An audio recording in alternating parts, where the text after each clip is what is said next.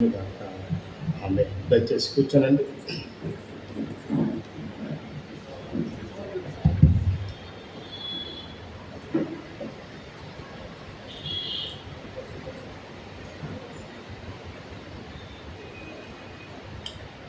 ప్రభునందు ప్రియమైన దేవుని సంఘమా, ప్రియులారా, చేరిన ప్రతి ఒక్కరికి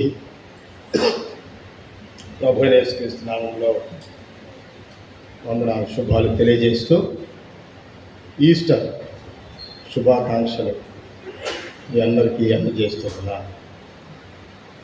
దేవుడు మిమ్మల్ని దీవించి ఆశీర్వదించిన గాక. ఈ పునరుద్ధాన ప్రత్యక్షతలోని ఆ అనుభవం యేసుక్రీస్తు వలన మీరు పొంది దేవునికి ప్రియమైన సమాజముగా లోకంలో ఆయన్ని ప్రేమించు, సేవించు ఘనమైన ప్రజలుగా మీరున్నారని ప్రార్థిస్తున్నాను. ఈ ప్రాముఖ్యమైన సమయంలో ప్రేమతో నన్ను ఆహ్వానించినందుకై సంఘానికి వందనాలు తెలియజేస్తూ, మరి విశేషముగా ప్రియ యవన సేవకుడు రెవరెండ్ యాకోబ్ పాస్టర్ గారికి, అలాగే పెద్దలు రెవరెండ్ ప్రసన్న కుమార్ పాస్టర్ గారికి నా వందనాలు తెలియజేస్తూ ఉన్నాను. ఈరోజు ఇక్కడ ఉండటం చాలా సంతోషం. మరి నేను 2010 నుంచి 22 వరకు ఎస్టీసీలో టీచ్ చేశాను. ప్రతి సంవత్సరం చాలామంది స్టూడెంట్స్ని చూస్తూ ఉంటాం, కానీ చాలా కొద్దిమంది మనసుకు దగ్గరగా ఉంటారు, స్నేహంలో ఉంటారు. చదువు అయిపోయిన తర్వాత కూడా ఆ సహవాసం, ఆ స్నేహం, ప్రియమైన ఉంటారు, ఆ సహోదరత్వం కొనసాగుతుంది. అట్టి విద్యార్థులలో యాకోబు పాస్టర్ గారు ఒకరు. ఎంతో ప్రేమ గలవాడు, నిగర్వి, చాలా సాధారణంగా ఉంటాడు. ఆయన చూస్తే నాకు ఎంతో సంతోషం ఇస్తుంది. దేవుడు మరి వారిని బహుగా దీవించాలని నా ప్రార్థన. మరి ఉన్నత చదువుకు వెళ్ళమని నేను ఎప్పుడు తొందర పెడుతుంటాను. I don't you go for higher studies అని మనం బహుశా ప్రార్థన చేస్తూ ఉన్నాను. దేవుని చిత్తమైతే ఒకవేళ దేవుడు ఆయనను సిద్ధపరిస్తే సంఘం ఆయన్ని ప్రేమించాలని, ప్రోత్సహించాలని నేను ప్రియులారా మిమ్మల్ని కోరుతూ ఉన్నాను. థ్యాంక్ యూ యాకో, thank you for inviting me this afternoon. Last week అంతా నేను బాగా ప్రయాణం చేసినందువల్ల Bengaluru to Vizag, Vizag to Vijayawada, Vijayawada to Bengaluru, ఈ ప్రయాణాలతో కొద్దిగా అలసట ఎక్కువైంది. కొద్దిగా అలసిపోయినట్టుగా ఉంది. కానీ ఈరోజు ఉదయం నేను 4 గంటల సర్వీస్లో చోట ఇప్పటికే వాక్యం అందించి బలం పొందున్నాను.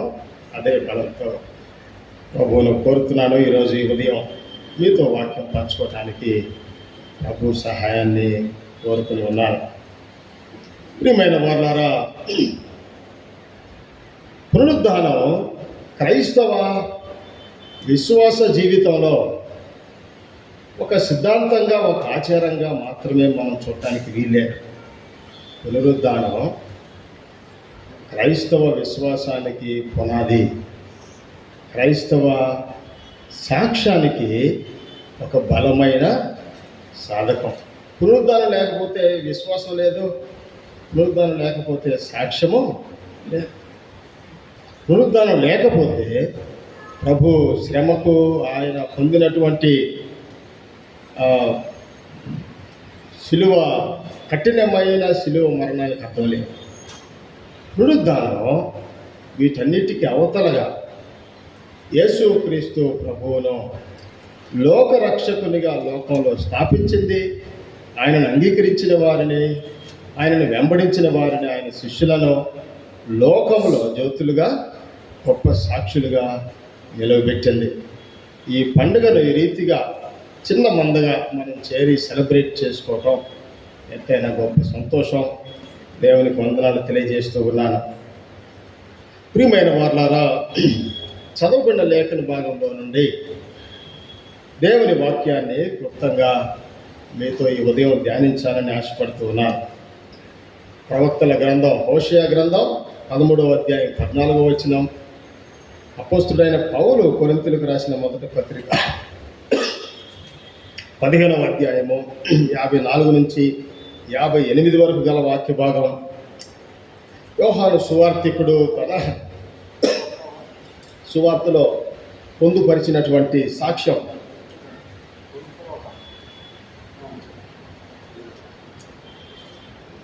మొదటి 18 వచనాలు ఈ లేఖన భాగాలను ఆధారం చేసుకొని మనము కన్నీటి నుండి మొదలైనటువంటి మరియా మగ్దలేనే మరియా ప్రయాణము ఒక సాక్షిగా, ఎట్లా ఆమె మొదటి సాక్షిగా లేదంటే మొదటి సువార్తికురాలిగా ఆమె ఎలా ఆది సంఘంలో ఒక బలమైన ముద్రను వేసిందో ఈ వాక్యం ద్వారా మనం జ్ఞాపకం చేసుకుందాం. From tears to test money వాక్యాన్ని ప్రియమైన వాళ్ళారా మనం విందాం. ఇశ్రాయేలీయుల విశ్వాస జీవితంలో ప్రవక్తల బోధనలు ఎంతో ప్రాముఖ్యమైనవి. మరి ముఖ్యంగా హోషేయ ప్రవక్త 8వ శతాబ్దపు ప్రవక్త. ఇశ్రాయేలీయులు ఎంతో ఉన్నతమైన స్థితిలో ఉన్నారు. హోషేయ, మీకా, ఆమోసు, యెషయా ఈ 4 ప్రవక్తలు దాదాపు ఒకే కాలానికి చెందినటువంటి వారు. 8వ శతాబ్దం తర్వాత నుండి ఇశ్రాయేలీయుల పరిస్థితి ఆధ్యాత్మికంగా పతనావస్థలోకి వెళ్తా ఉంది. వాళ్ళు ఆధ్యాత్మికంగా పతనమైపోయారు. ఆర్థికంగా ఒక గొప్ప స్థాయిలో ఉన్నప్పటికీ ఆనాటి ప్రపంచ పరిస్థితులకు అనుగుణంగా వారు రాణించలేకపోయారు. ఆర్థిక సంబంధమైన పతనము లేదా వెనుకబాటుతనము వాళ్ళు అనుభవాత్మకంగా చూస్తూ ఉన్నారు. అంతకంటే మించి అంతర్జాతీయ రాజకీయ విధానాలలో వాళ్ళు వెనకబడిపోయారు. అషూరియులు, తరువాత బబులోనీయులు, ఆ తర్వాత పర్షియన్లు, ఆ తర్వాత మనకు తెలుసు రోమన్లు. ఈ రీతిగా 8వ శతాబ్ద కాలం నుండి ఇశ్రాయేలీయుల పరిస్థితి రాజకీయంగా సైతం వెనకబడిపోయినటువంటి పరిస్థితి. హోషేయ ప్రవక్త ఇశ్రాయేలుని పిలుస్తూ ఉన్నాడు. దేవుని ప్రేమను తోలనాడినటువంటి ప్రజలు, నా ప్రజలు కాదు వాళ్ళు కదా, మొదటి అధ్యాయంలో ఉంటుంది. Lo Ammi, they are not my people. అమ్మ అంటే పీపుల్ అనే, మీ అంటే first person common singular, my people. Lo not negative, not my people. వాళ్ళు నా ప్రజలు కాదు. ఎందుకు? వాళ్ళు దేవుని ప్రేమకు బదులుగా అవిధేయతను, దేవుని ధర్మశాస్త్రాన్ని పాటించాలని ప్రవక్త ఇచ్చిన పిలుపుకు వారు ధర్మశాస్త్రాన్ని ఉల్లంఘించే జీవితాన్ని వాళ్ళు కనపరిచి దేవునికి దూరం అయిపోయారు. అంత మాత్రమే కాదు, వాళ్ళు జాలి నొందని ప్రజలు కాదు. They don't deserve my compassion. లో రుహామా కదండి, రకం అంటే కంపాషనల్. లో రకం అంటే నాట్ కంపాషనేటెడ్, జాలి నొందటానికి తగిన ప్రజలు కాదు. దేవుడు ప్రజలను ప్రేమించినప్పుడు, ప్రజలను ఆయన ఎంతగానో కేర్ చేసినప్పుడు, ప్రజల పట్ల దేవుడు ఎంతో మేలులు చేసినప్పుడు తిరిగి ప్రజలు అవిధేయతతో, అజ్ఞానంతో, అవిశ్వాసంతో దేవుని ఎదుట నిలిచినప్పుడు దేవుడు కేవలం ఆగ్రహం, తీర్పు మాత్రమే కాదు, దేవుని దుఃఖము, దేవుని బాధ ప్రవక్త ద్వారా ప్రజలకు వినిపించబడుతుంది.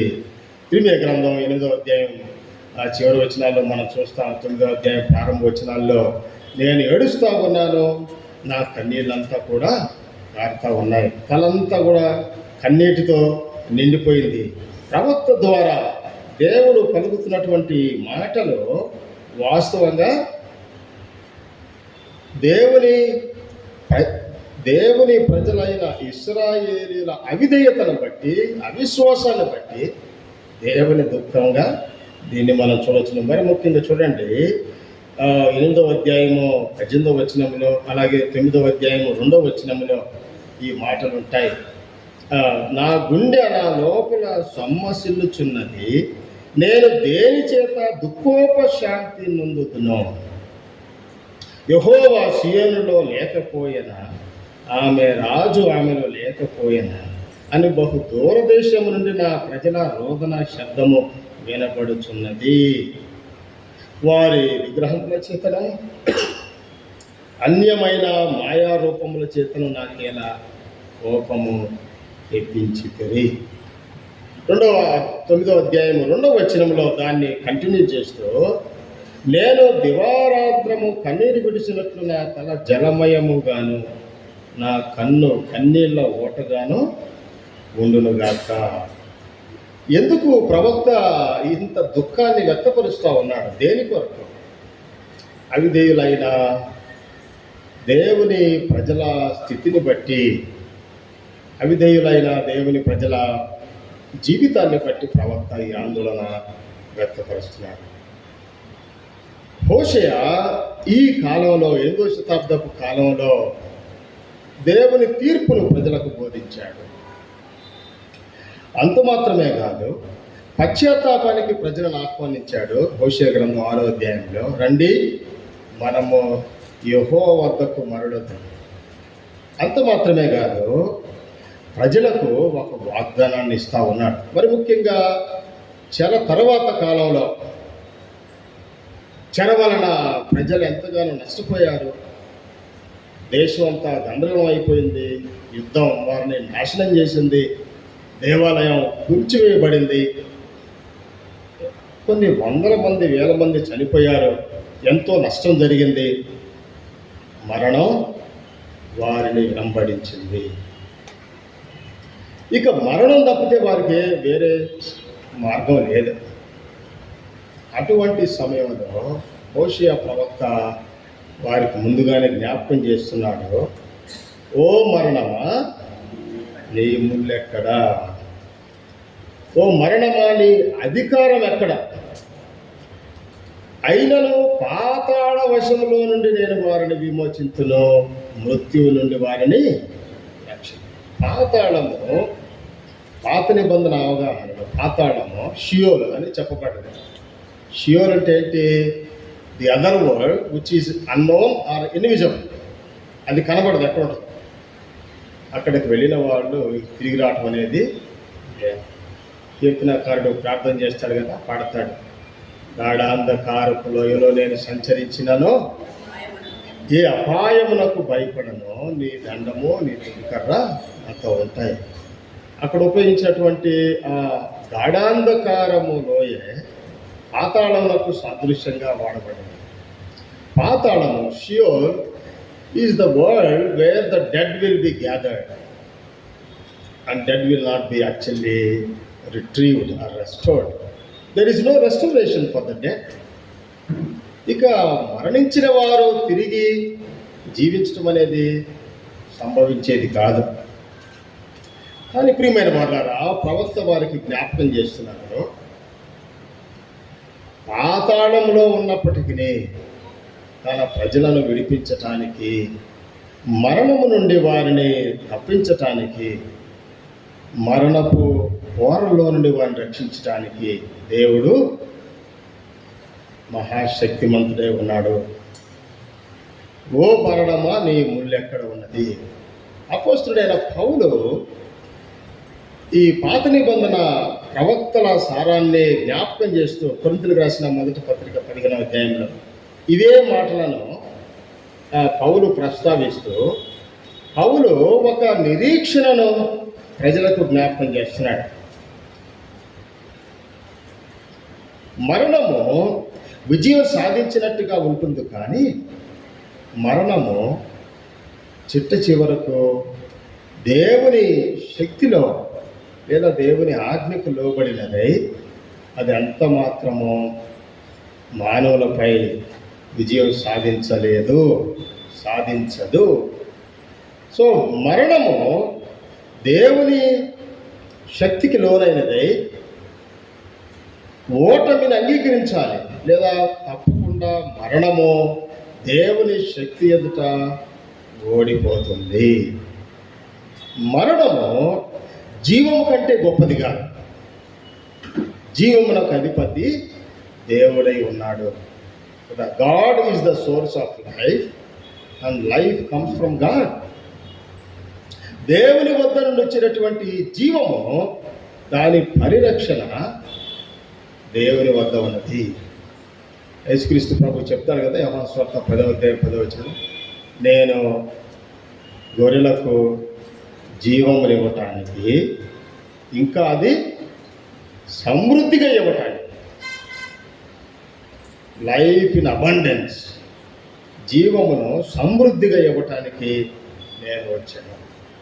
పౌలు ఈ ప్రవక్తల సారాన్ని ఒకసారి జ్ఞాపకం చేస్తూ పౌలు చెప్తున్న మాట ఏంటంటే చూడండి, ముఖ్యంగా 57, 58 వచనాలలో, నా ప్రియ సహోదరి సహోదరులారా, మీ ప్రయాసము ప్రభువునందు వ్యర్థము కాదని ఎరిగి స్థిరులను కదలని వారును ప్రభు కార్యాభివృద్ధి యందు ఎప్పటికీ ఆసక్తి కలిగిన వారై ఉండండి.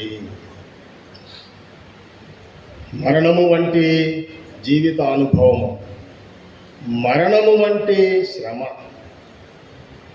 కొన్నిసార్లు మన జీవితంలో ఎదురయ్యే కొన్ని అనుభవాలు మరణం వంటి అనుభవాన్ని తీసుకొస్తాయి కదా. ఎప్పుడైనా ఏదైనా ఒక అవమానాన్ని ఎదుర్కొన్నప్పుడు దీనికంటే మరణమే బాగుంటుందని చెప్పేసి భావిస్తాం. సో ఈ మరణము వంటి అనుభవం ప్రతి ఒక్కరికి సర్వసాధారణంగా జీవితంలో ఏదో ఒక సందర్భంలో, ఏదో ఒక సమయంలో ఆ అనుభవం ద్వారా వెళ్ళాల్సిందే. A time of humiliation, a time of sickness, time of sorrow, crisis in life, ఏ సందర్భమైనా ఉండొచ్చు. ఆ అనుభవము, ఆ మరణము వంటి అనుభవము దేవుని ఎదుట లేదా దేవుని శక్తి ఎదుట అది ఏమాత్రమో పనిచేయదు. పౌలు నిరీక్షణను వారికి జ్ఞాపకం చేస్తున్నాడు. నిరీక్షణ కలిగి ఉండాల్సిందిగా పిలుస్తూ ఉన్నాడు. మీరు కదలని వారు, స్థిరులను, మీ విశ్వాసంలో స్థిరత్వాన్ని, మీ విశ్వాసంలో బలమైన స్థితి కలిగిన వారై ప్రభు కార్యాభివృద్ధి యందు ఆసక్తి కలిగి just wait upon the Lord. మన జీవితంలో పునరుద్ధరుడైన క్రీస్తును మనము కొనియాడుతున్నప్పుడు, స్మరించుకుంటున్నప్పుడు, ఆయనతో కలిసి మన విశ్వాస జీవితాన్ని కొనసాగిస్తున్నాం. ప్రియమైన వారులారా, మనలో విశ్వాసము స్థిరముగా ఉండాలి. మన విశ్వాస జీవితంలో ఆ స్థిరత్వం పోయినప్పుడు, మనలో బలహీనమైన విశ్వాస జీవితం ప్రవేశించినప్పుడు పునరుద్ధాన గొప్పతనం మనం మర్చిపోతాం లేదా గ్రహించలేము. విశ్వాసంలో స్థిరత్వం, విశ్వాసంలో ఒక రకమైన కొనసాగింపు, స్థిరమైన కొనసాగింపు అవసరమైనది. మీరు విశ్వాసంలో స్థిరులై ఉండి కదలని వారుగా ఉండి ఆసక్తి కలిగి ఉండాల్సిందిగా భక్తుడు సంఘాన్ని కోరుతూ ఉన్నాడు.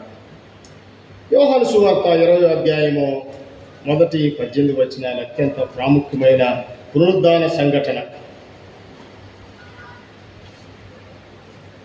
పునరుద్ధాన సంఘటన యోహాను సువార్త 20వ అధ్యాయం 1-18 వచనాల్లో మనం చూస్తూ ఉన్నాం. ప్రియమైన వారులారా, 3 రోజుల క్రితం గుడ్ ఫ్రైడే, శుభ శుక్రవారం. వాస్తవంగా అది యేసుక్రీస్తు ప్రభువుకి అది చాలా బ్యాడ్ ఫ్రైడే, కానీ మనందరికీ అది గుడ్ ఫ్రైడే.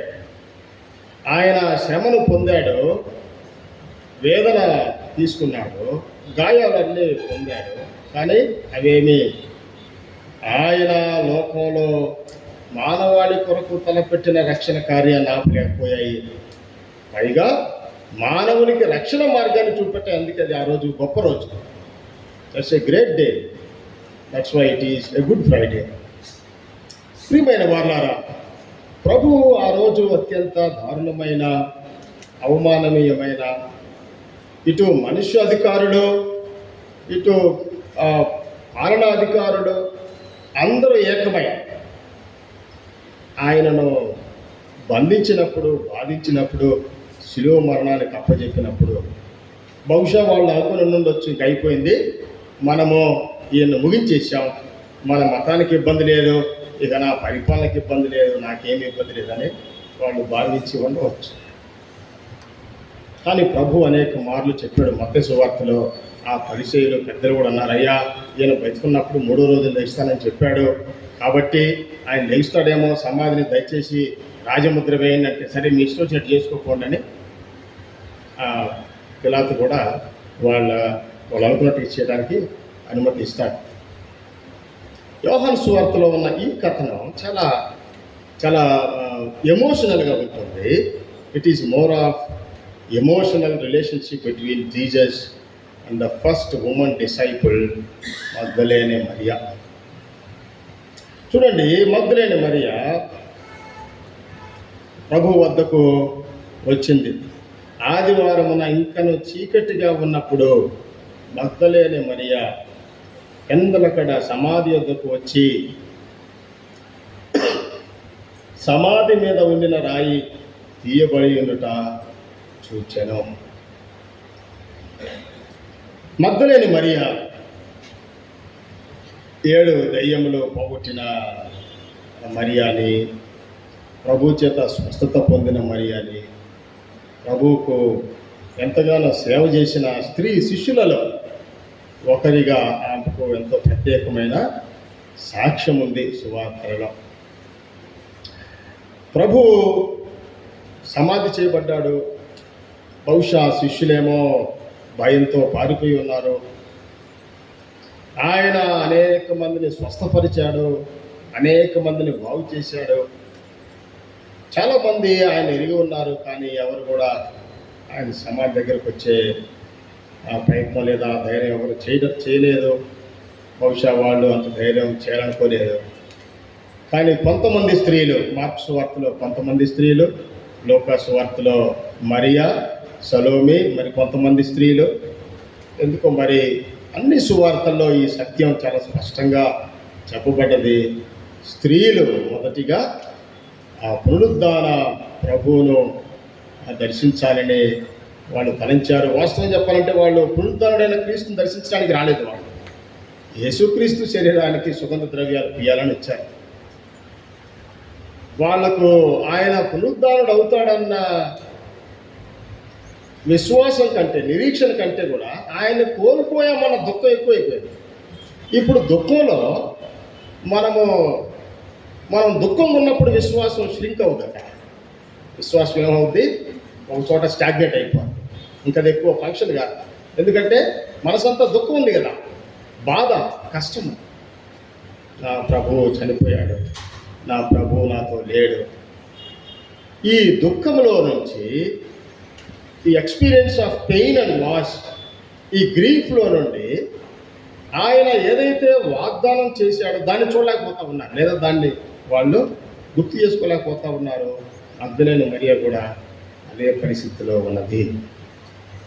కానీ ఆమె ప్రభువును చూడాలన్న ఆశ ఆమెలో ఉన్నట్టుగా మనకు అర్థమవుతుంది.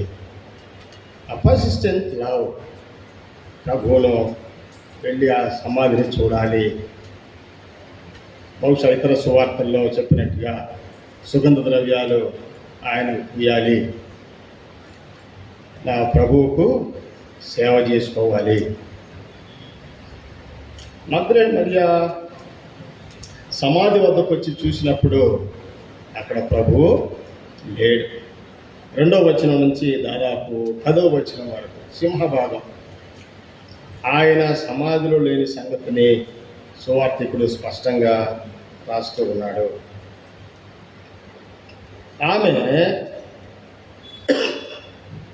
సమాధిలో ప్రభు లేని ఆ స్థితిని చూచింది.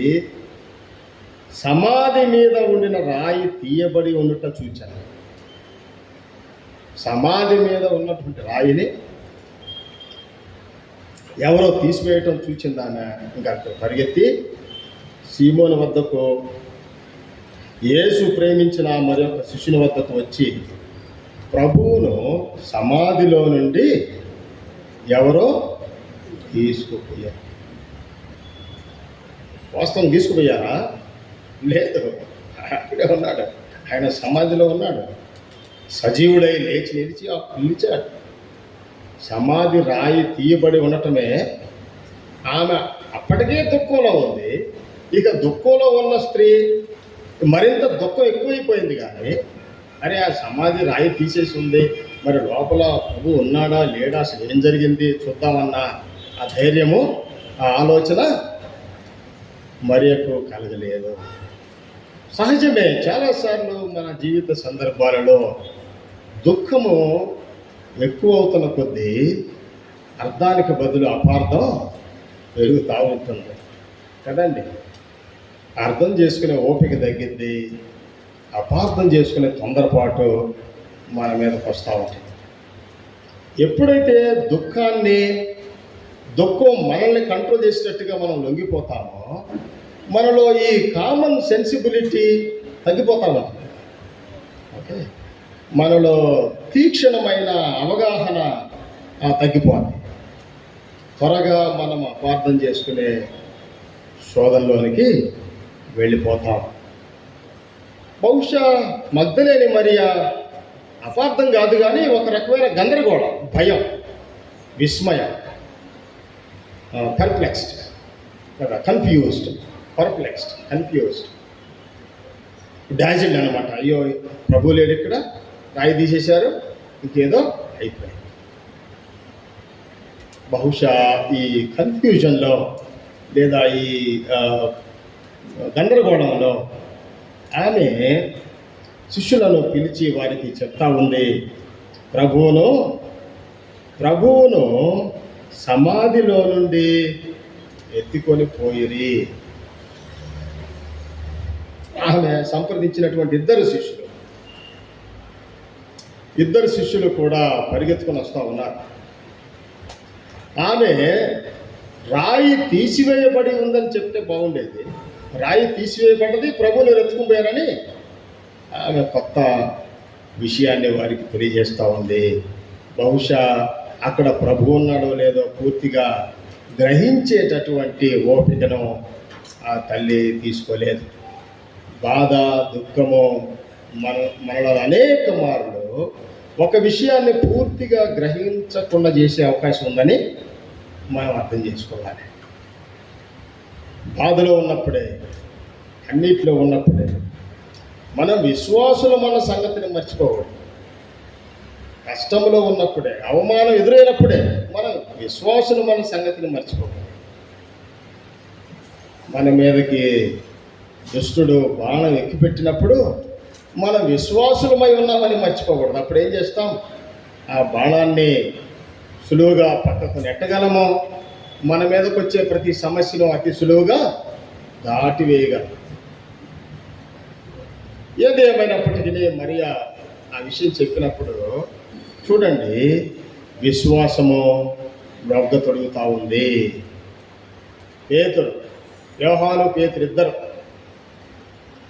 మొదట వాళ్ళిద్దరూ పరిగెత్తుచుండగా యోహాను ముందుగా పరిగెత్తి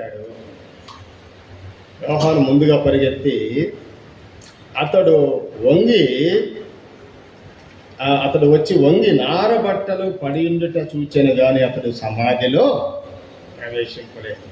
మొదటగా పరిగెత్తుకొని వచ్చినాడు, సమాధి దగ్గరకు వచ్చి వంగి చూచాడు, ఇంకా కానీ లోపలికైతే వెళ్ళలేదు.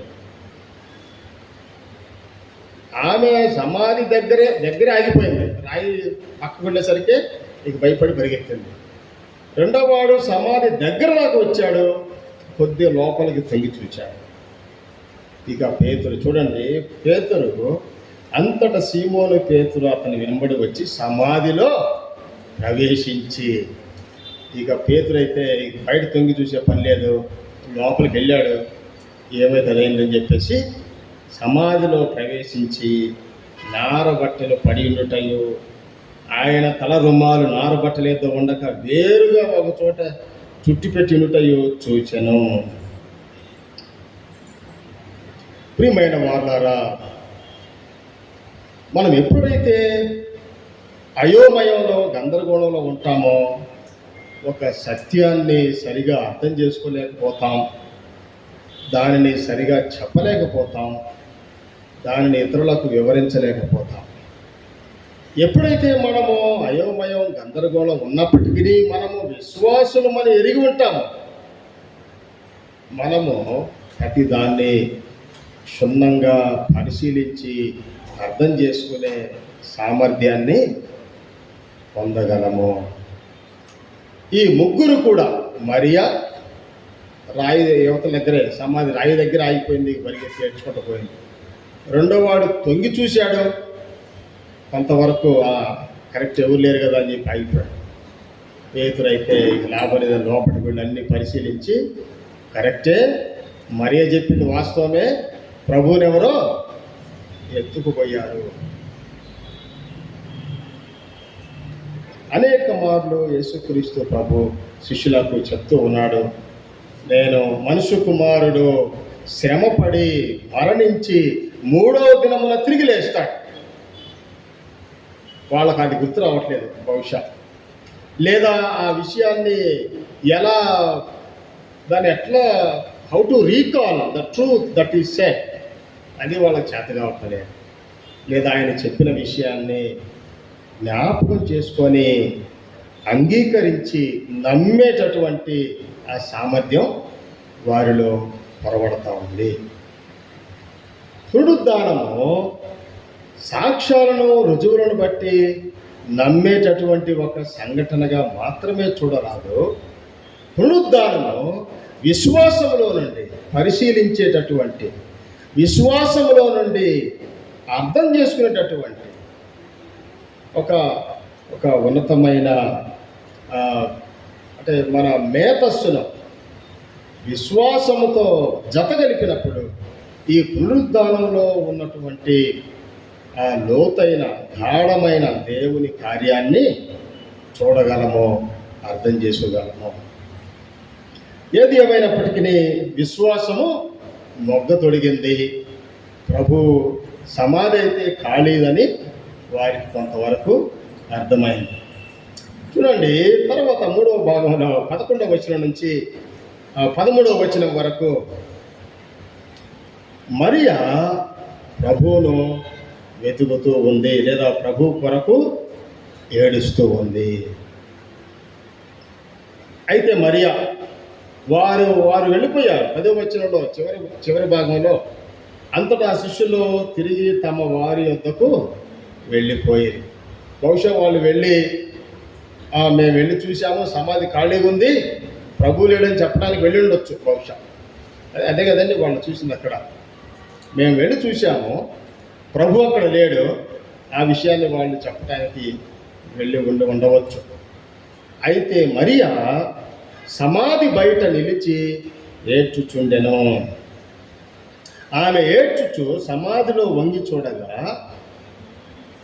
తెల్లని వస్త్రములు ధరించిన 2 దేవదూతలు యేసు దేహం ఉంచబడిన స్థలములలో ఒక తల వైపున ఒకడు, కాళ్ళ వైపున ఒకడు కూర్చొని ఉన్నారు.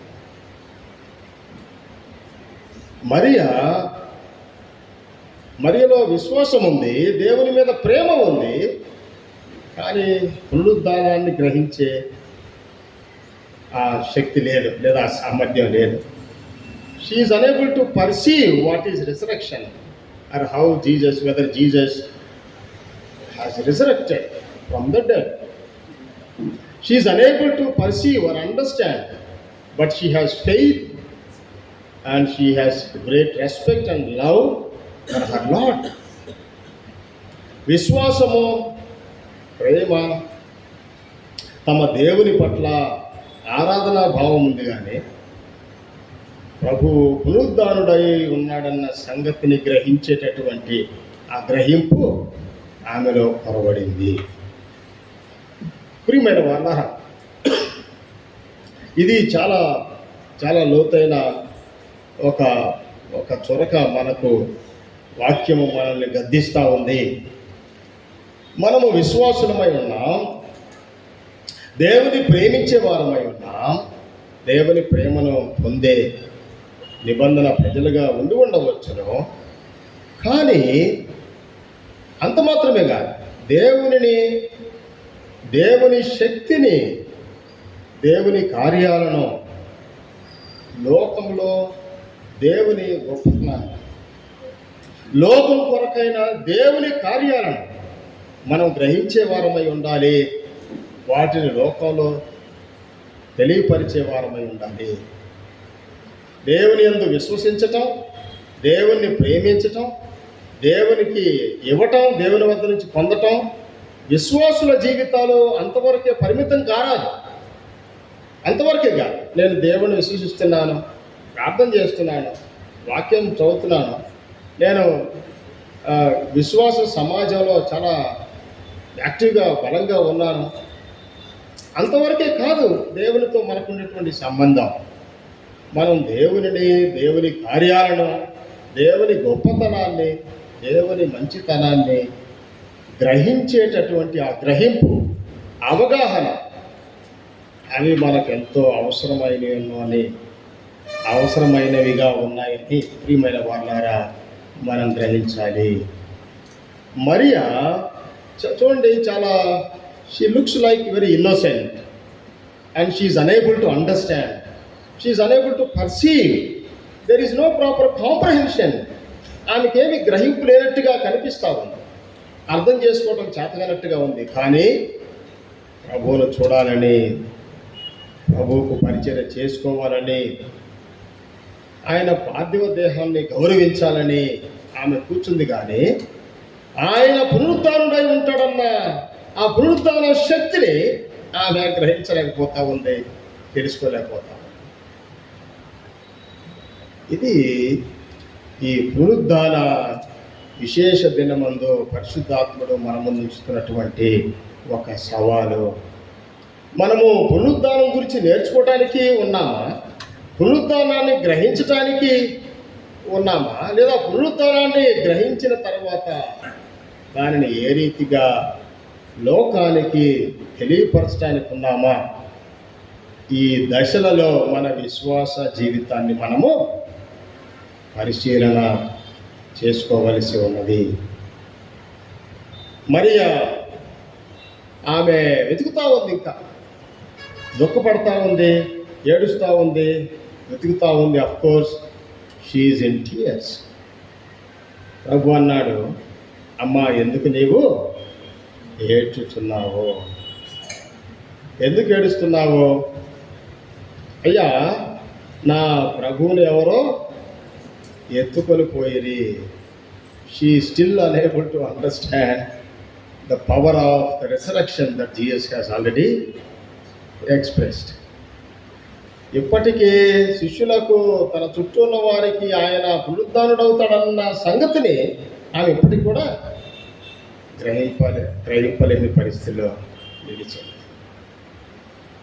ఎందుకు ఏడుస్తున్నావు? నా ప్రభువుని ఎవరు ఎత్తుకుపోయారయ్యా, నువ్వు ఒకవేళ అక్కడ పెట్టుంటే చెప్పు, నేను వెళ్ళి ఆయన్ని తీసుకొస్తాను. మళ్ళా రెండవసారి, అమ్మ ఎందుకు ఏడ్చుచున్నావు?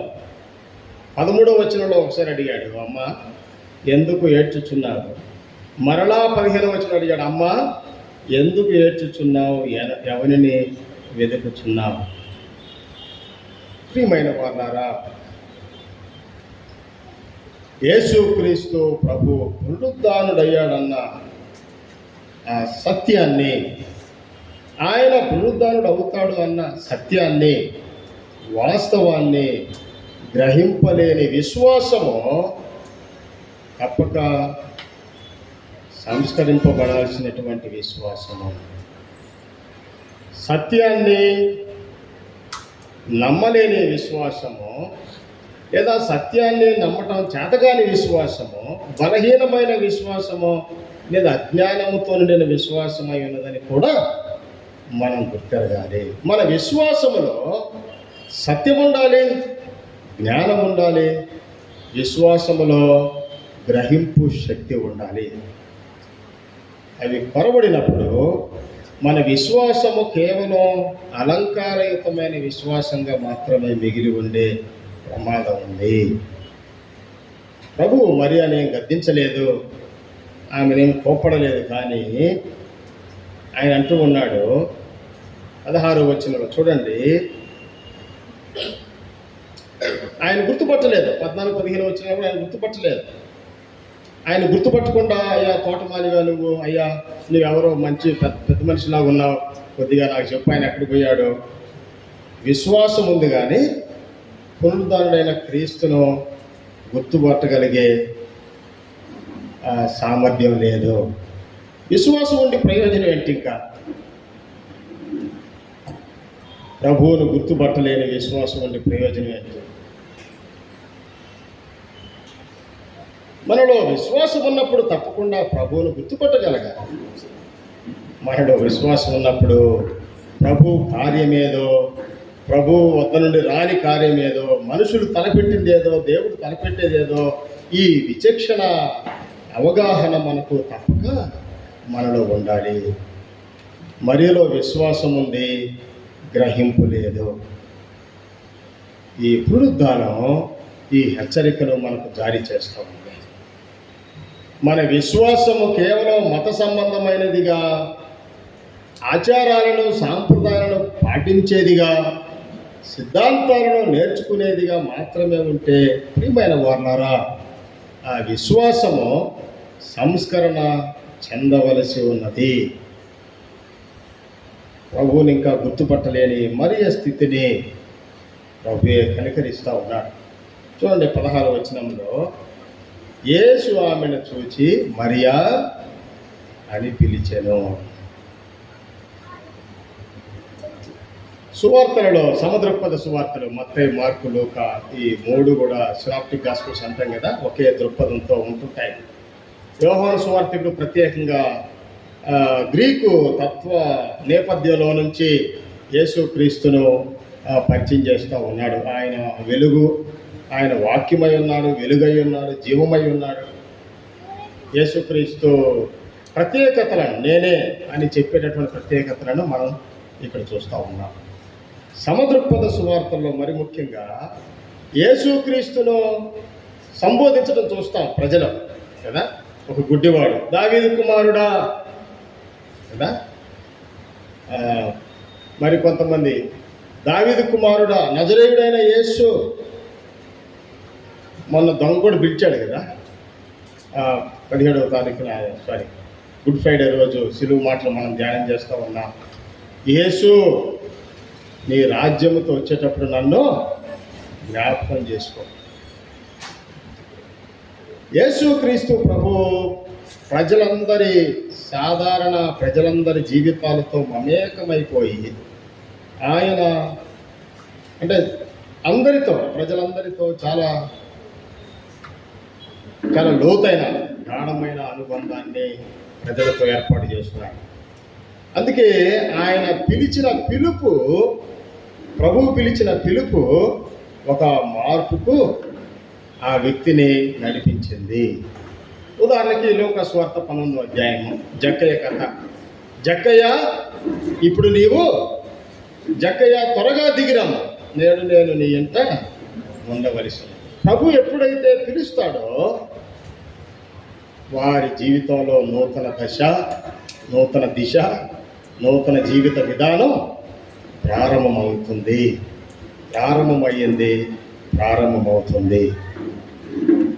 మరియా విశ్వాసం ఉంది, ప్రభు అంటే ప్రేమ ఉంది, ఆయన పట్ల గాఢమైన అనుబంధం ఉంది, ఆయన ఆరాధించాలని, ఆయన్ని సేవ చేసుకోవాలని ఆమెకి ఎంతో ప్రేమ అవన్నీ ఉంది. కానీ ఆయన పునరుద్ధానుడై ఉన్నాడన్న సంగతిని గుర్తిరిగేటటువంటి లేదా గ్రహించేటటువంటి ఆ గ్రహింపు లేని తల్లిగా లేదా స్త్రీగా, శిష్యురాలిగా ఆమె మిగిలిపోయింది. ప్రియమైన వారలారా, అనేక మార్లు ఒక ఆధ్యాత్మిక గుడ్డితనంలో విశ్వాసులు గుడ్డిగా జీవిస్తూ ఉంటారు. విచక్షణ లేకపోవటము, అంటే మన విశ్వాస జీవితంలో సరైనటువంటి పరిపక్వత లేనప్పుడు ఈ ఆధ్యాత్మిక గుడ్డితనంలో మనం కంఫర్టబుల్గా జీవిస్తూ ఉంటాం. We simply believe everything, accept everything, no questioning. ఏమంటారు, వాటిని వాక్యం వెలుగులో వాటిని మనం సరిచూసుకోవటం ఏం చెయ్యం. ఈ ఆధ్యాత్మిక గుడ్డితనము మనము ఇతరులపై ఆధారపడేటటువంటి దుస్థితిని మనకు కలిగిస్తుంది.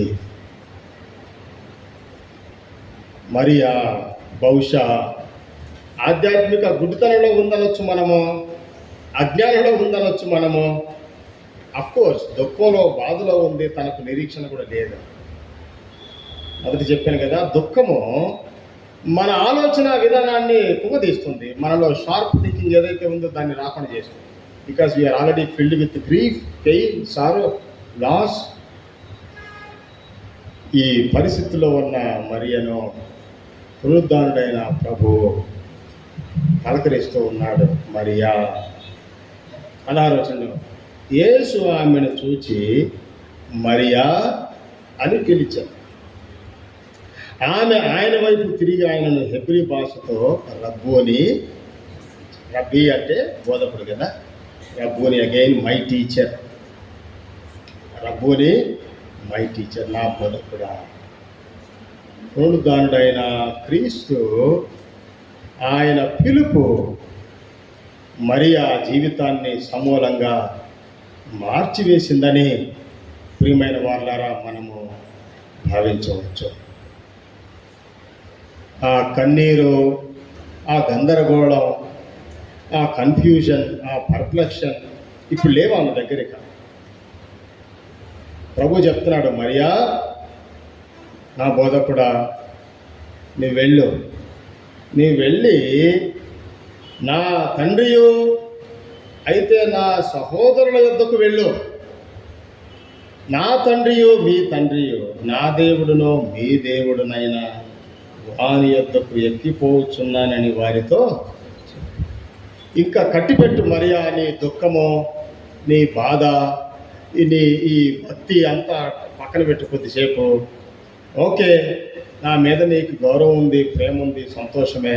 ఇంక ఇప్పుడు నువ్వు ఈ బాధపడి చేయాల్సింది కాదు, నువ్వు లేచి నా సహోదరుల యొద్దకు వెళ్ళు. మనము దేవునిని ఆరాధించే వారమై ఉన్నాం, దేవుణ్ణి ప్రేమించే వారంగా ఉంటాం, దేవునికి ఎంతో భయభక్తులు కలిగి ఉంటాం, దేవుని పట్ల మన ఆరాధన భావాన్ని చూపడానికి ఇష్టపడతాం. దే ఆర్ ఆల్ ఫైన్, వాటి వల్ల తొందర ఏమి లేదు. మనం దేవునికి ఇష్టమైన వారంగా ఉండటం మంచిదే, కానీ మనం చేయవలసిన పనిని చేయకుండా ఉండటము తప్పకుండా దేవునికి ఇష్టమైనది కాదు. వెళ్ళు మరియా. పేతురు, యోహాను వెళ్ళిపోయారు, పరిగెత్తారు వాళ్ళు. ఇంకా నా సహోదరులందరూ కూడా వాళ్ళు దూరంగా ఉన్నారు. నువ్వు వెళ్ళాలి.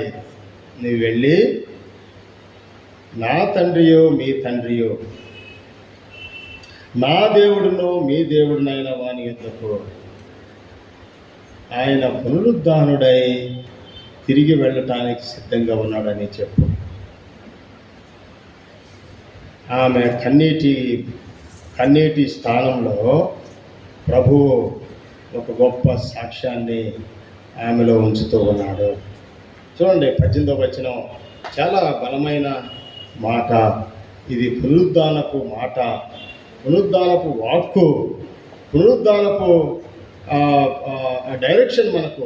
What is the direction of resurrection today? This is the direction that the word of God gives us. మగ్దలేని మరియ వచ్చి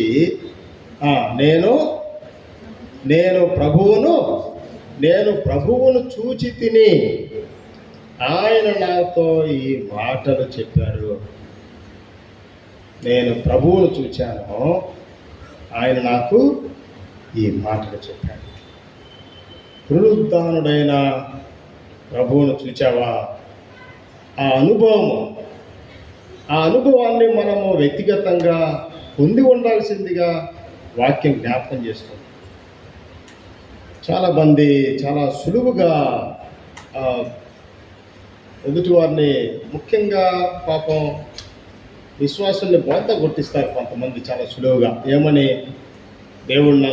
దేవుడు నాతో మాట్లాడాడు, నేను దేవుడిని చూశాను, ఆ దేవుడు నాతో మాట్లాడాడు. బహుశా దేవుడు మాట్లాడలేదని కాదు, మాట్లాడడని కాదు, లేదా దేవుణ్ణి నీవు చూడలేదని కాదు. అవన్నీ వాస్తవాలు అయ్యుండొచ్చేమో, but you cannot actually exploit them at the cost of using others believe.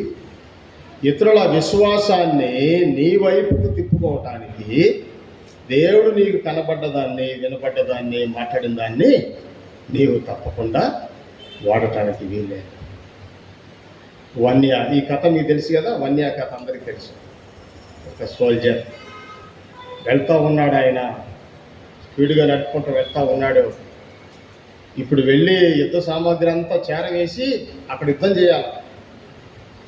చెవిలో చెప్తున్నారు ఎవరో, వన్య చిన్నగా వెళ్ళింది, చాలు, ఇక్కడ తొందర ఏమి లేదు, నెమ్మదిగా వెళ్ళు, ప్రమాదం ఉంది ముందు, నెమ్మదిగా వెళ్ళు. ఎవరు నాకు చెప్తున్నారు? ఎవరు లేరు. ఎవరో చెప్తున్నారన్న ఆశ తనను ఆపింది. అతి భయంకరమైన ప్రమాదం నుండి వన్య తప్పిపుట్టాడు. ప్రియమైన వాళ్ళారా, భక్తుల జీవితాల్లో మనం చూస్తే దేవుడు నాతో మాట్లాడాడు, దేవుడు నాకు కనబడ్డాడని వాటిని ప్రజలకు తెలియపరచి వాటి ద్వారా ప్రజలను మభ్యపెట్టాలనుకున్న భక్తులు, లేదా మభ్యపెట్టినటువంటి భక్తులు, సేవకులు ప్రజలను తప్పుదారి పట్టించిన సందర్భాలు అనేకంగా ఉన్నవి. బహుశా ప్రారంభంలో మరియ సాక్ష్యం తన ప్రభు తనకు ఏదో భాగ్యం ఇచ్చాడని కాదు, కానీ నిరాశలో ఉన్న వారికి,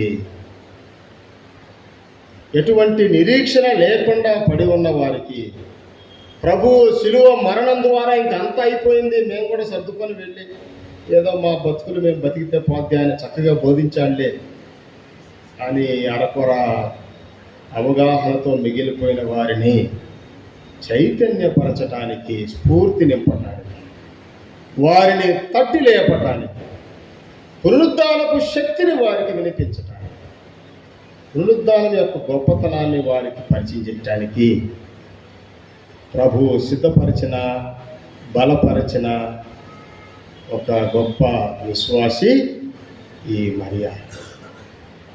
ప్రియమైన వాళ్ళారా, మరి ఒక పునరుద్ధాన పండుగ, నలభై ఈస్టర్, పర్హాప్స్ ఇన్ 2026, పోయిన ఈస్టర్ నుంచి ఈస్టర్కు ఈ పునరుద్ధానం గురించి నేర్చుకుంటున్నటువంటి ప్రయాణంలో ప్రతి పునరుద్ధానమందు మనలో అవగాహన పెరుగుతూ వెళ్ళాలి.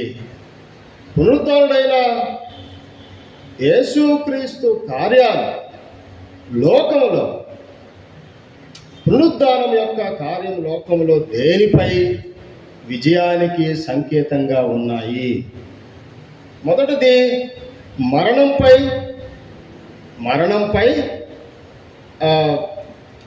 దేవుని కుమారుడైన యేసుక్రీస్తుది అంతిమ విజయం. God's life over death always wins. రెండవది, అక్రమంగా, అన్యాయంగా, చాలా దుర్మార్గంగా వ్యవహరించినటువంటి ఆ పరిసయ్యులు, శాస్త్రులు, మత పెద్దలు, వాళ్ళు వాడుకున్నటువంటి రోమా పాలనా వ్యవస్థ, ఎవ్రీథింగ్ ఈజ్ అన్జస్ట్, అంతా కూడాను అన్యాయమే, అక్రమమే. అది తప్పకుండా ఓడిపోతుంది. Justice prevails over everything. మూడవది, ఇక నిరీక్షణ లేని, ఏమాత్రమో ఆశ లేనటువంటి విశ్వాసులు, బహుజన సమూహము, పునరుద్ధానం వారికి ఒక బలమైన మార్గాన్ని చూపెట్టింది. అవసరమైతే ఆ మార్గంలో తమ ప్రాణాలను సైతం పణంగా పెట్టి పునరుద్ధానాన్ని చాటి చెప్పటానికి తెగించారు.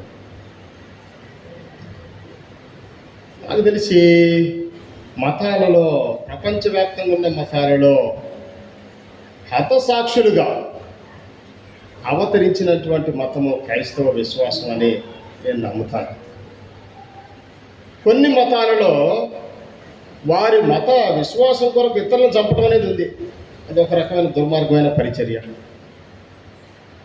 కానీ క్రైస్తవ విశ్వాసంలో తమ విశ్వాసం ఇతరులకు అర్థమయ్యేలా చెప్పడానికి అవసరమైతే అవమానాన్ని, శ్రమను, మరణాన్ని సైతం తీసుకునే సామర్థ్యాన్ని, శక్తిని ఈ విశ్వాసము అనుగ్రహించింది. యేసుక్రీస్తు జీవము మరణంపై విజయం సాధిస్తుంది. న్యాయము, దేవుడు న్యాయాన్ని గెలిపిస్తూ ఉన్నాడు. నిరీక్షణ, విశ్వాసము పునరుద్ధానం వలన కొత్త రూపం దాల్చుకున్నాయి. వెళ్ళు మరియా, వెళ్ళి నీవు నా సహోదరుల వద్దకు వెళ్ళి ఈ మాటలు తెలియపరచు. నేను ప్రభువును చూచి తిని ఆయన నాకు ఈ మాటలు తెలియపరచాడు. నా ప్రియమైన వాళ్ళారా, పునరుద్ధానుడైన క్రీస్తు ప్రత్యక్షత అనుభవము నువ్వు కోరుకుంటున్నావు కదా, ప్రభువుని అడుగు. ప్రభువా, ఆ పునరుద్ధాన అనుభవం నాకు కావాలి. మరి అనుభవము నాకు కావాలి. మరియా ఏ అనుభవం అయితే పొందిందో అనుభవం నాకు కావాలి. మా గురువు గారు రావుల జోసఫ్ గారు అయ్యగారికి కూడా టీచ్ చేసి ఉండొచ్చు, మంచి గీతం రాశారు. దర్శనమియ్యము నీ పునరుద్ధాన దర్శనమియ్యం. పాపము వీడిని పాదము చేరిన పారవశ్యముతో నిన్ను సేవించిన, పాపము వీడిని పాదము చేరిన పారవశ్యముతో నిన్ను సేవించిన మగ్దలేనే మరియమ్మకు నొసగిన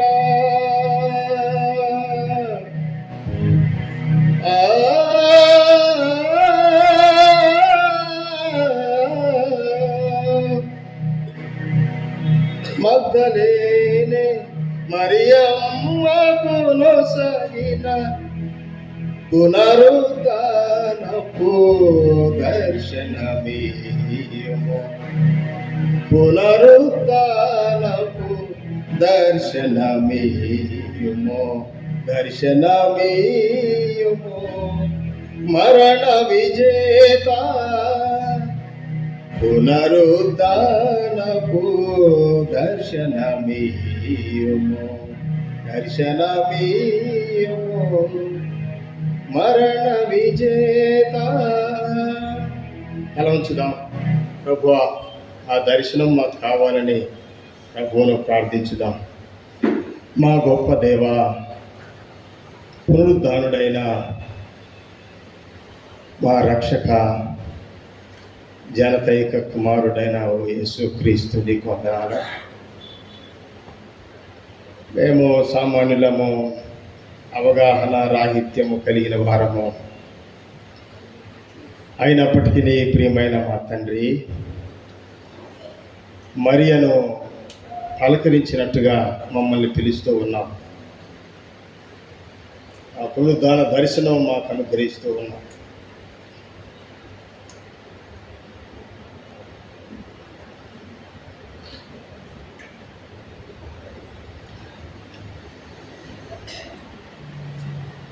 మరియకు ఏ రీతిగా దర్శనమిచ్చి ఉన్నావు, మాకును ఆ పునరుద్ధాన దర్శనం అనుగ్రహించమని సహాయం చేయి. లోకములో నిన్ను ప్రకటించటానికి మాకు శక్తి, సామర్థ్యం దయచేయమని నీ కృపగల హస్తాలకు మమ్మల్ని అప్పచెప్పుకుంటూ యేసు నామములో అడుగుతున్నాము స్వామి. ఆమేన్.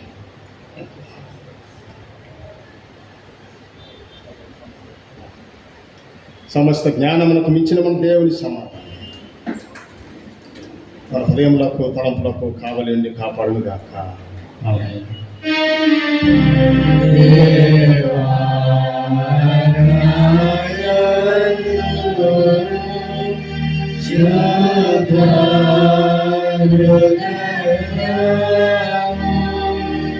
Karo